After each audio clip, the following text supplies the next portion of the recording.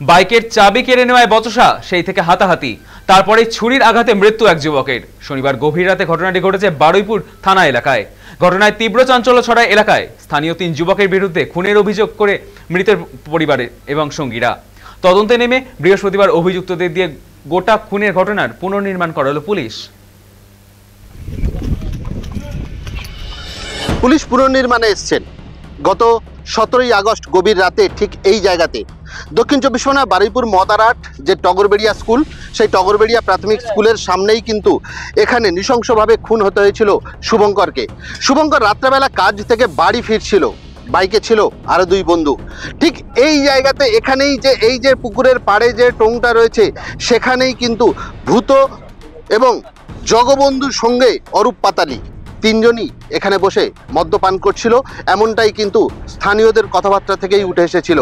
এই যে ঘটনা, পুরো ঘটনা কিভাবে ঘটিয়েছিল এরা 3 জন, সেই ঘটনার পুনর্নির্মাণ করার জন্যই কিন্তু পুলিশ আজ এই অরূপ পাতালিকে ঘটনাস্থলে নিয়ে এসছে। ঠিক কোন জায়গাতে তাকে প্রথমে ছুরি মারা হয়েছিল এবং কোন কোন জায়গায় তাকে মারধর করা হয়েছিল এবং কিভাবে করা হয়েছিল, এই যে পুরো ঘটনা, সেই পুরো ঘটনার কিন্তু পুনর্নির্মাণ করেছেন পুলিশ।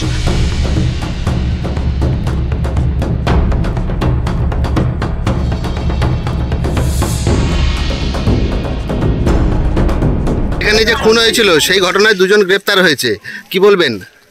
ধরা পড়ে যেটাই তো আমরা চাই, আর জন আসামি ধরাই পড়ে।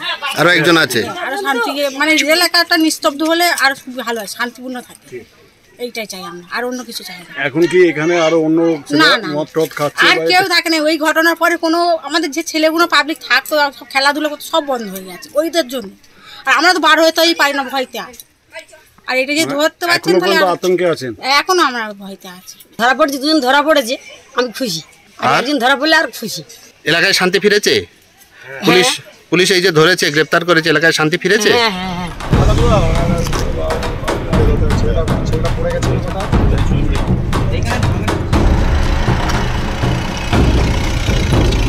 এই যে রেকর্ড করা ঘটনা, তার যে সরাসরি জবানবন্দি, সেটা কিন্তু আদালতেও পেশ হবে।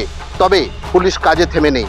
এখনো পর্যন্ত অধারা রয়েছে এই ঘটনার আরও এক মূল অভিযুক্ত ভূত, তার খোঁজে তল্লাশি চালাচ্ছে পুলিশ। আমরাও তাকিয়ে আছি সেদিকে, এবং গ্রামবাসীদের আশা ভরসা পুলিশের উপরে অবশ্যই রয়েছে। বারুইপুর থেকে ক্যামেরায় প্রদীপ সিংহের সঙ্গে জাহেদ মিস্ত্রি, সময় কলকাতা।